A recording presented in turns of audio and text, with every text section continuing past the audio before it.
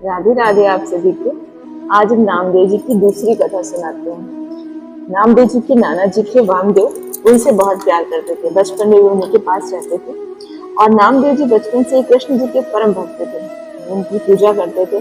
कभी काष्ठ की, कभी पाषाण की, ऐसी उनकी मूर्तियां बनाते थे और उनका उचित प्रकार से उन्हें नहलाना, धुलाना, उनका श्रृंगार करना और उनकी भक्ति करते थे। इतनी भक्ति की भक्ति में उनकी नेत्रों से आंसू भी बहने लगते थे और उन्हें ये लगता था कि बस साक्षात भगवान मेरे इन्हीं में।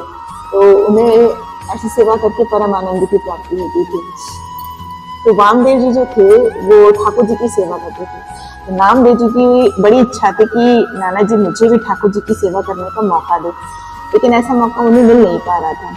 एक बार वामदेव जी को किसी कार्य से 3 दिन के लिए जाना था, तो उन्होंने नामदेव जी से कहा कि मुझे बाहर जाना है और ऐसा करो कि ठाकुर जी की सेवा आपको करनी है, आप करेंगे। ऐसा सुन के बड़े प्रसन्न हुए नामदेव जी की अब तो ठाकुर जी की मुझे सेवा करने का मौका मिलेगा, जो मैं बहुत दिन से चाह रहा था। तो अब वो चिंता करने लगे, सोचने लगे कि कब नाना जी जाएंगे और कब मुझे ऐसा मौका मिलेगा। खैर वो दिन आया, उनको वो इस कार्य से बाहर जाना था। तो वामदेव जी वहां जाते हैं और नामदेव जी से कहते कि उचित प्रकार से ठाकुर जी की प्रेम में सेवा करना। तो ऐसा कहते वो चले जाते हैं।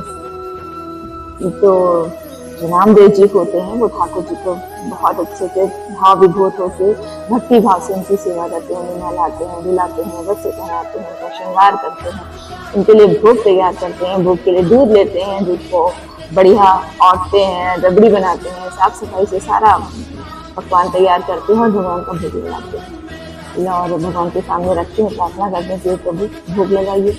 लेकिन भगवान जल्दी कहाँ आने लगे, इतनी जल्दी कहाँ रीझने लगे, तो भगवान नहीं खाते हैं।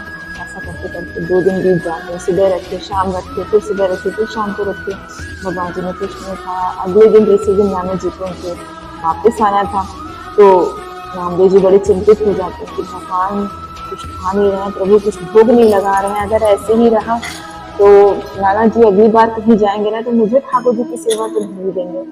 तो बड़े दुखी हो जाते हैं। सुबह साफ सफाई करके फिर से भोग बनाते हैं, प्रभु जी भोग नहीं लगाते हैं। तो वो बड़े चिंतित थे, बड़े दुखी हो जाते, कहते हैं ठाकुर जी आपने 3 दिन से कुछ नहीं खाया है, अगर आप इसी तरीके से कुछ नहीं खाएंगे तो अगली बार नाना जी मुझे आपकी सेवा नहीं करने देंगे और मैं सब कुछ तो सह सकता हूँ लेकिन ये वियोग नहीं सह सकता।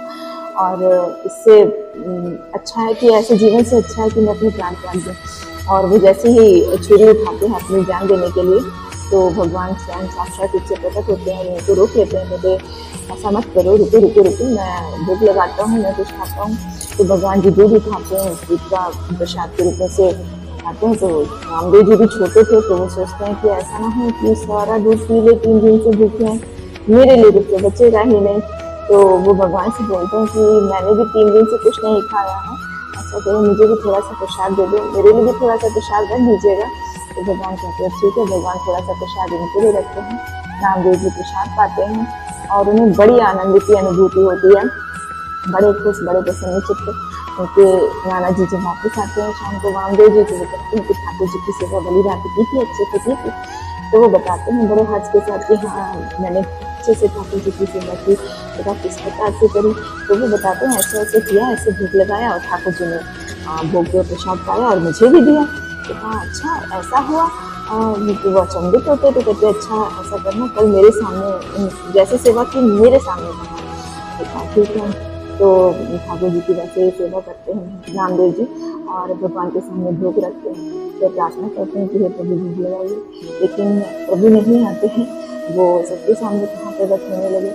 तो नामदेव जी को बड़ा दुख होता है कि प्रभु अकेले में एकांत में तो आते थे लेकिन अब सबके सामने नहीं आ रहे, इससे मैं झूठा साबित हो जाऊंगा। नाना जी यही सोचेंगे कि मतलब ये लड़का झूठा है। तो वो भगवान से प्रार्थना करते हैं, कहते हैं प्रभु मैं झूठा साबित ना हो, मेरी रक्षा कीजिए और अगर ऐसा ही है तो मैं अपने प्राण त्याग दूंगा, मैं नहीं ऐसा कलंकित जीवन देते हैं जीवन। जैसे ही वो अपना छुरी उठाते हैं फिर भगवान प्रकट हो जाते हैं, सबको भगवान के दर्शन होते हैं। तो जो भक्ति भाव से भगवान को रिझा लेता है भगवान उसी के बस में है। ऐसा गाना भी आप लोगों ने सुना है कि भगत के वश में है भगवान, तो हमारी भक्ति से भगवान जीत जाते हैं। चाहे वो फिर छोटा से छोटा बालक हो या फिर कोई भी वृद्ध हो, कोई भी संत, बस मन में सच्ची श्रद्धा भक्ति होनी चाहिए। जय जय श्री राम।